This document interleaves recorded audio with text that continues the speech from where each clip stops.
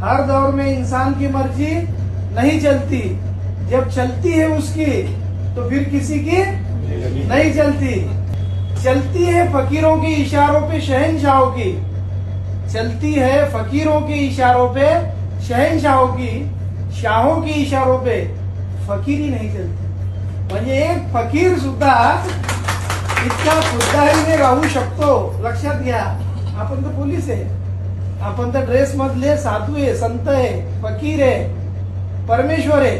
म्हणजे बऱ्याच मोठ्या मोठ्या संतांनी सांगितलेलं आहे का पोलीस हा वर्दीतला देव आहे।